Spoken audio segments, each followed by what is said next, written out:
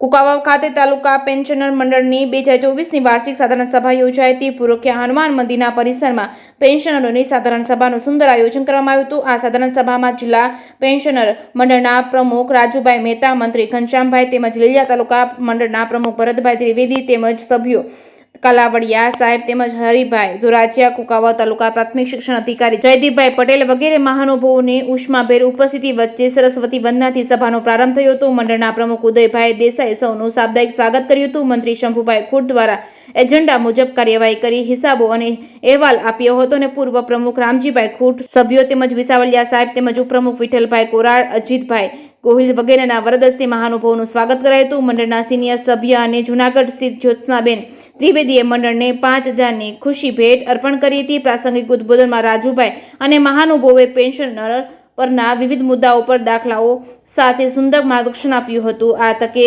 SBI શાખા કુકાવાવના bank પ્રતિનિધિ તરીકે આલોકભાઈ ઉપસ્થિત રહ્યા હતા। કાર્યક્રમને સફળ બનાવવા ઉપપ્રમુખ કોરાટ તેમજ ખુટ સાહેબ તેમજ સમસ્ત કારોબારી સભ્યોએ જહેમત ઉઠાવી હતી।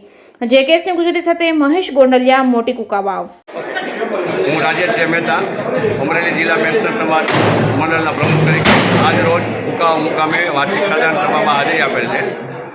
આ પ્રસંગે હાજરી આપવામાં અતિ આનંદ થયો છે। કુકાવાવ તાલુકા પેન્શનર સમાજ ખૂબ જ સક્રિય રીતે અને ખૂબ જ સારી રીતે પેન્શનરોના પ્રશ્નો હલ કરે છે, તેમજ બહોળી સંખ્યામાં પેન્શનરો પણ હાજર રહી અને પૂરેપૂરો સહકાર આપે છે અને કાર્યક્રમના અંતે તમામ સિનિયર સિટીઝનો ભેગા મળી અને ભોજન સમારંભનો આનંદ લઈ અને છૂટા પડે છે।